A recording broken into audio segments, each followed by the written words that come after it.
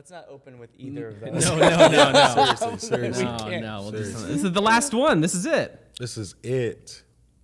I'm excited. What are you all talking about? This is so much fun. We need to do this more. I hear that. Coming right out the gate with it, Brent. No, I'm just saying. Well, this is the last Advent podcast. Okay. Last Advent podcast. Last Advent, Yeah. right. Yeah. Well, hey, to everyone who's watching, listening, stoked that you're here. Arise, Harvest, Anthem. You let the cat out of the bag. Talk to me. Do your people know you guys are changing the name of your church? Yes. Oh, Because Steve just dropped I heard it on myself. Sunday, and I I was heard like, myself. I wonder if Brent's told his I people heard that their myself. name is That's bad. changing. hey, now I told all our people know, right? But it's like, and that was because it was part of our family meeting announcement, Yeah. kind of. Yeah. But that was like, I heard myself at that moment, and I'm like, open up to Luke 2. You know, like, you didn't hear anything. Let's just keep going. God. Yeah, no, we Anyway. announced that. That wouldn't be the Cool. first time the Arise Seed crew has let the cat out of the bag on future stuff for our church. Wow, you bringing up old stuff right now. That was a low blow, but I love it, though. I mean- I already told everybody, this is the week when Brent gets me back from This is all it. month. Yeah. Well, this is Advent podcast number 4. So if someone is somehow just listening to the first one, what have we been doing these last couple weeks? Brent, what have we been doing? Goofing around, having a good time as brothers. Wait, you don't want the serious version again? I thought I was going to get the churchy answer from you, and I'll throw to Steve to get the other answer. All right, so I'll stay in character then. Yeah, exactly. No, the last couple weeks we've been sharing our same Advent teaching. Yeah. We've been doing these podcasts in between, dissecting, talking takeaways, giving extra homework, legitimately having fun, talking about how this is impacting and touching our churches in different ways. But then last Sunday was crazy unique. It was awesome. Yeah. We were all together. Yeah, we had a All great together. time, man. Steve, you brought it. Dude, It's good. I'm going to tell you one thing. It was better than I think we could have planned for. Yeah. Yeah. And we didn't do much planning. I'm just saying. We just told everybody, show up. Yeah, You know? I was about to say, that doesn't mean much. I hired 2 greeters on the fly. You know what I mean? Nice, It's like, nice. oh, wow, Star, you're here early. Talk to Brent.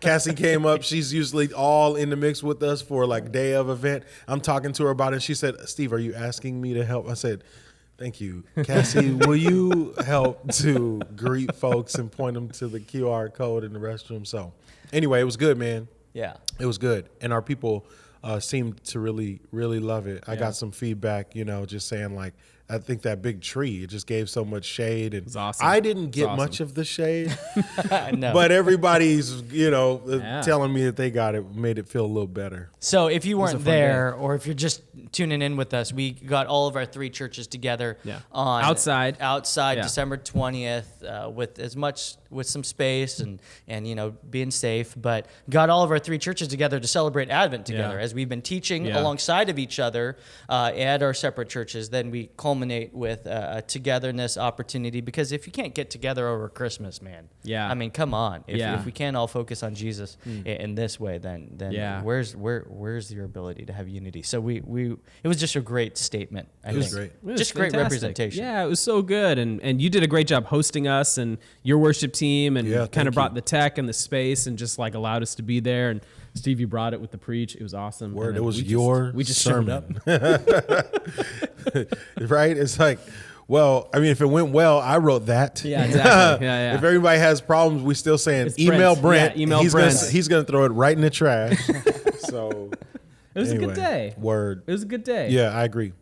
All right, so how do we feel? So we did 3 weeks teaching together, all around refocusing our hope, really seeing this as the year where we've all been disappointed in so many different ways, and it's been a prophetic and a pastoral call that like we need to put our hope in something else because everything else is letting us down. Yeah. So we spent 3 weeks honing in on that. What are some thoughts from Sunday? Thoughts from just the last 3 weeks of this together? Where's this landing with you?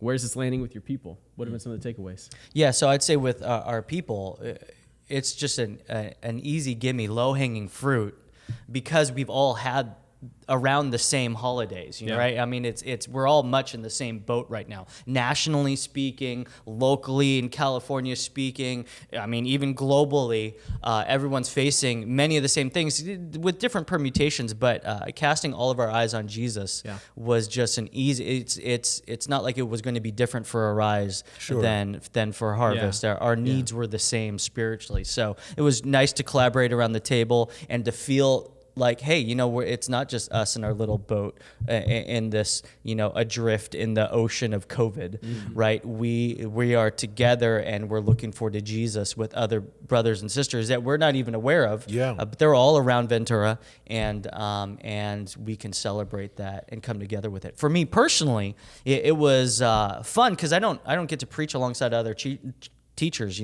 preachers, and to get sharpened and to hear other guys and to think through my own sermons and all those kind of things was just a good exercise and fun for me. Yeah. That's cool. Yeah. And this will be fun too, because we kind of, week 1, we all did our own thing. Right. And then week 2, we made you preach for all of our churches. Right. Week 3, Steve was doing all our churches. And then I got nominated to do Christmas Eve. The at-home devotional. So all of our churches get a little bit of each one of us in that too. So not only voice in the content with how we're prepping, but actually like voice in delivery and how we're helping this land with our folks. Right. It'll be fun.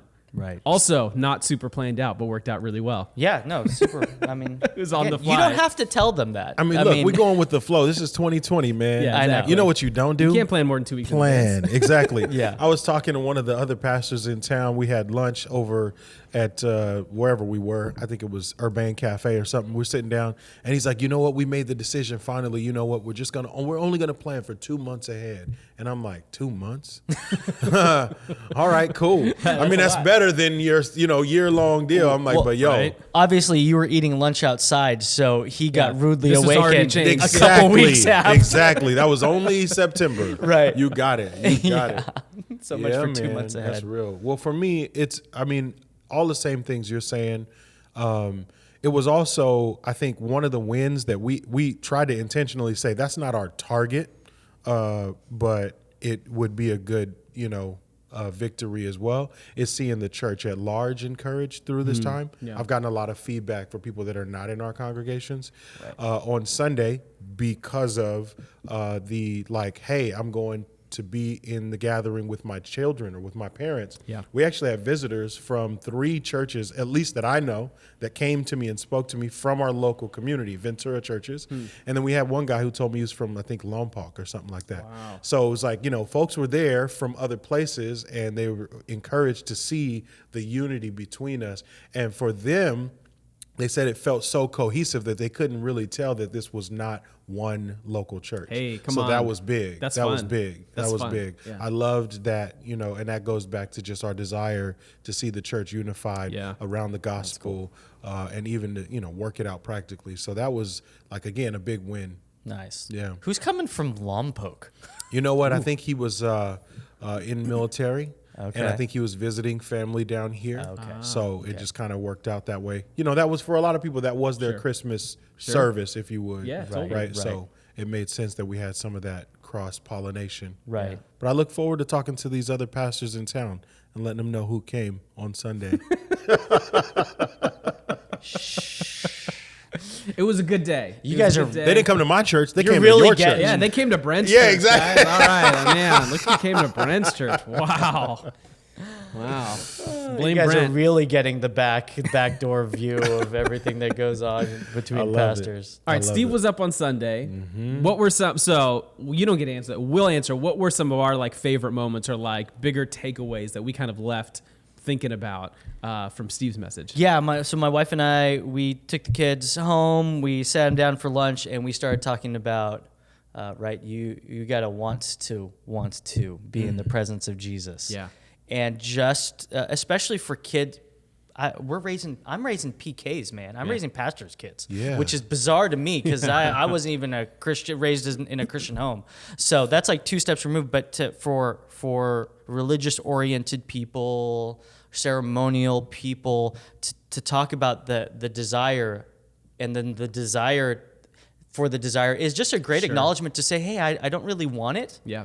but I know I should, and Yeah. to keep fighting for that rather than just starting to go through the motions Sure. and lighting candles and celebrating traditions and being religious ritual cycle, having that rhythm. It just to keep pounding on that desire and the need for that desire, and to never give up on the greater things that Christ got us, won for us through the cross. I mean, that was just excellent especially for my kids and us to talk through. Yeah. So that was great. So thank you. I'll be honest again. with you, from the bottom of my heart, that legitimately was the place in which I found myself in preparation. Nice. In all humility, it's just you studying something, you're looking at the life of a person, you're looking at the examples of people, and you're saying, yeah, I don't think that's where I'm at. Right. You know? And Simeon. so, yeah, man. So, word. That's crazy. I'm in the same Those place. two.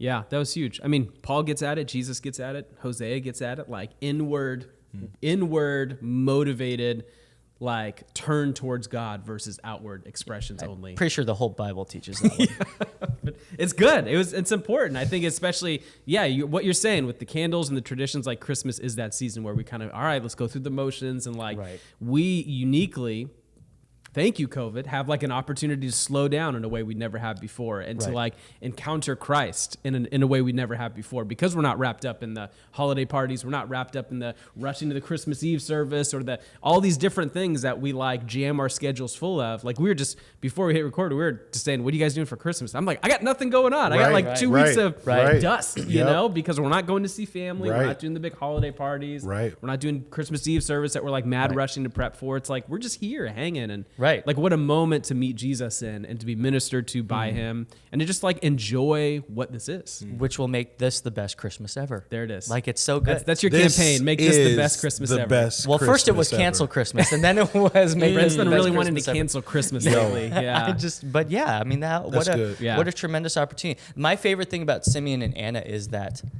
they didn't need a star in the sky. They didn't need a choir of angels. Yeah. They had been waiting for this moment for their entire lives. That's good. Because they were hurt, broken, tired, disillusioned, all of that.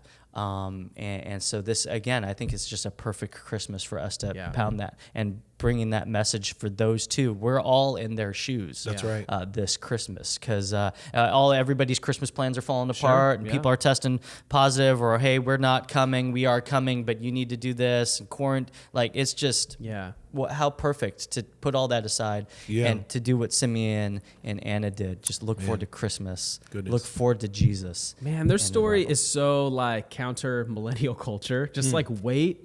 Be faithful, like a lifestyle of faithfulness, a lifestyle of like patiently waiting, a lifestyle of like being prepared for when that comes. Yeah. It's like, it's not instant. Yeah. You know, that's like not microwave spirituality. You're It's right. like crock You're pot. right. You're You're sitting, right. you're waiting. You're Maybe stewing. that might be why it was hurting me, right? You know, I always say I'm an exennial right at the year, but I relate so much with the millennial culture just because it's microwave, popcorn, right now, right, you know, and want it my way.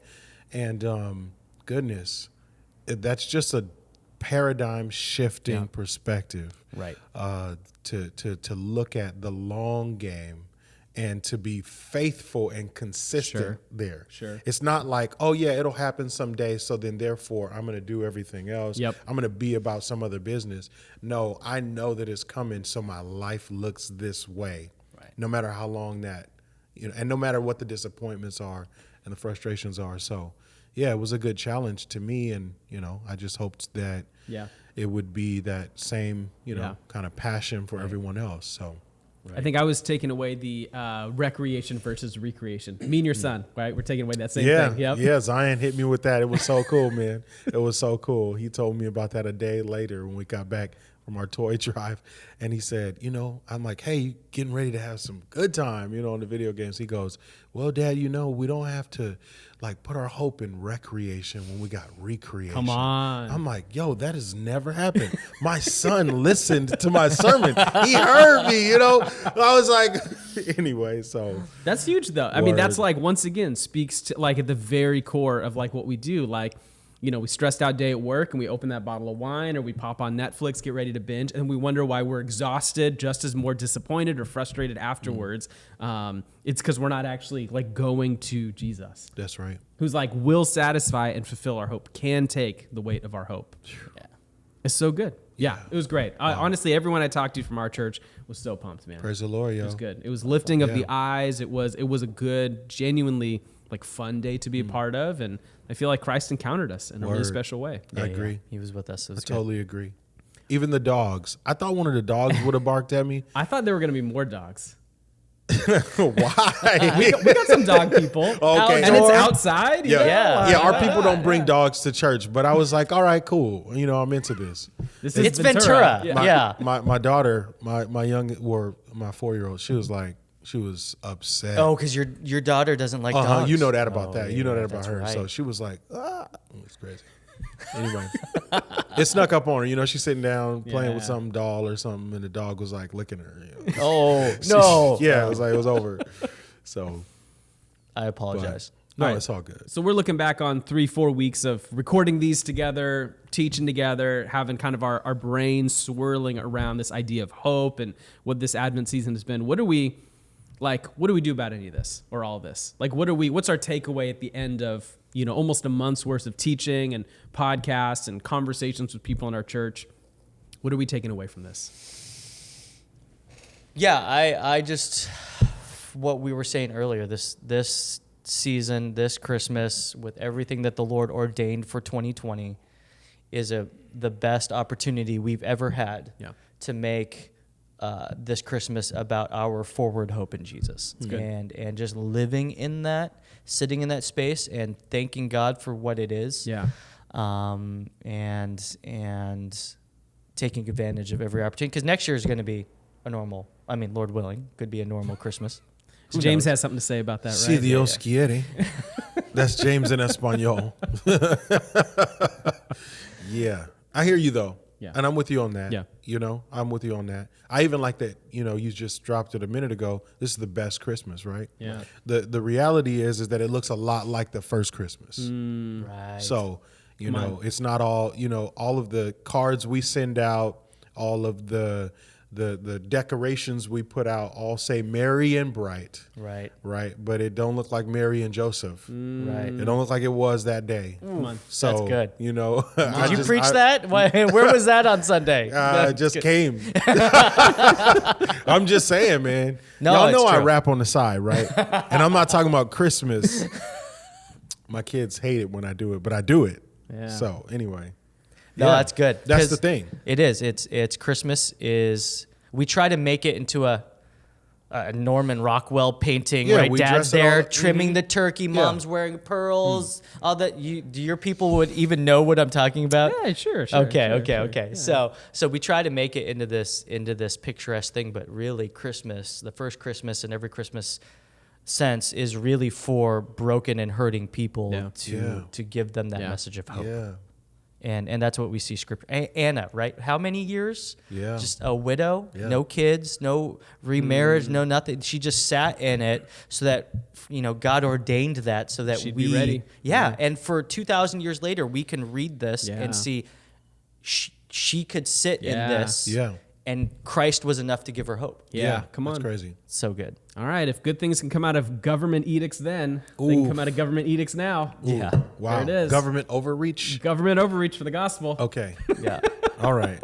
Empire. God can overreach. use it. Empire. Yeah. I don't think they God can called it use it. overreach. They just called it being an empire. They just call it Sure. being an Yeah, empire. that's just I the don't know way if it that's any is. different. A dictator. You Man, just oh get to, Man, oh the man. dictator being the Hey, dictator. light shines in the darkness. There it is. Amen. That's good, man. I do wonder, whatever's going on with vaccine and whatever next year's going to look like, I think it's going to be weirder than this year. But Yeah. I think there is a possibility, Brent, that you're saying Christmas may look a little bit more like normal, like we have. And I wonder, though, if this time next year, if we're going to be looking back and really thankful for some of the things God did in this season, like the slowdown, the rest. I think the removing of some of the fluff and fat of Christmas. And we're actually going to be looking back and going like, I actually wish we could do that again. Right. Yeah. I wonder just some of the parents with the time, the slowdown time with their kids, and just like the not hustle and bustle, the maybe even financially, if people have been hit the need to contract a little bit and not go crazy with presents or travel or whatever. I wonder if people are going to look at that and go like, actually, that was a better experience. Yeah, that would be fantastic. I've heard a ton of it from parents even who spend so much more time with their children. Yeah. In fact, I got a testimony yesterday, right? Just thinking about things being tight and struggling and all that. Right. But man, the gift that it has been to be with my daughter was what I heard, right? And so I hope that we can hold on to that for years to come. Absolutely. Right. Well, disappointment isn't going away anytime soon. So we got to make sure we have those tools in the toolbox to continue putting our hope in Jesus, because everything and anyone else is going to disappoint us. Yeah. Good stuff. And we're just all experiencing it together this year. Yep. It's no longer an individual affair. It's like a communal disappointment. Yeah. Amen. Let's do it. All right, what's coming up? We got some couple of cool things coming up. One of which is this week, Thursday, Christmas Eve, we're dropping a family at-home devotional video. I'm excited about it. Yeah. Maybe we'll have a title by Thursday of what this thing is. Well, and really, we just want to take every opportunity we can as shepherds to direct your Christmas celebrations towards Christ in whatever way possible. Yeah. So however you want to use it with you and your family, maybe you've got extended family gathering with you, and all of those things. We just want to take a moment to speak into that celebration and make it about Jesus. Yeah, somehow integrate it into the family rhythm. Christmas Eve, Christmas Day, sometime during the week, and sit down as a family. And it'll be on the shorter side. There's going to be some music. There's going to be some, I think, pointing us to Christ, and some interactive moments, and just a moment to sit here and to sit with the story of Christmas, and to sit with the object of Christmas, Jesus. There you go. Yeah. It'll be good. That's coming out Thursday. Yeah, looking forward to it. That'll be very fun. It's going to be real fun. I think, obviously we talked about it already, but just being excited about the fact that you get to bring us home, and work that in with the message. I think our people our people have not stopped talking about just being grateful for your message, Brent, and the opportunity, and then hearing from you guys. And I even heard from some people in person that they enjoyed Sunday. And so to have you It'll be cool. with our peeps. I'm excited. Arise is due for that. We haven't had you guys, in our church. So. Oh, that's true. You guys didn't join us for this last year thing. Well, I mean, you did for Christmas Eve. Yeah, so we had the Christmas Eve, but we didn't do the pulpit swap. You guys did it. Yeah. Right. I even came to both of your churches, but you didn't come to Arise. We had just started a month and a half before. So that's right. And we were not invited. Yep. Yeah. What do you? Yeah. You were not welcome. The welcome mat's out now, so but yeah. It'll be good. I'm fun. It'll be fun. I'm really excited for the Christmas Eve video that's going out. And we say Christmas Eve video because that's when it's going up. But you can watch it anytime. Right. Christmas Day, integrate it somewhere into your family rhythm. But my sincere hope is that everyone would take time to sit with this, for a half hour with your family, worship Christ in your homes, and to see the Lord bring it together for all of our worship experience. It'll be good. The whole family. Yeah. It'll be good. All right. So after this, we got the video coming out. We're done for 2020. Any hopes for next year? I'm hoping to enjoy this a little bit more regularly for our church and for our people, and for me personally. Yeah. Yeah. This as in this. As in this podcast. Just relationship, the fruit of it for all of our people. I think our whole church benefits from this brotherhood and unity that God has given us. Yeah. All right. I'm down. Yeah. I'm thinking it'd be good for us to do it some more. Right. We should argue on camera in front of our people. Anyway. No, I think we should just keep picking on you. Yeah, well, that works. That works too. That makes for much better, right? Content. Content. Exactly. It'd be good. Well, let's put a bow on this thing. Oh, no pun intended. What a way to end. All right. It's so funny. Let's kill this thing. The puns. Advent podcast number 4. This is it. In the tank. This is it. Yep. Let's see where the future takes us. Stoked. Word. To everyone listening, watching, we love you guys. Even if we don't know you or pray, we do love you, and we hope this encourages you, empowers you somehow to point your eyes towards Jesus in this Christmas season. Thankful for Brent and Steve. Thankful for our churches that we all lead together, and excited for what's ahead. Beautiful. Well done. Cheers. Later, guys. Well done.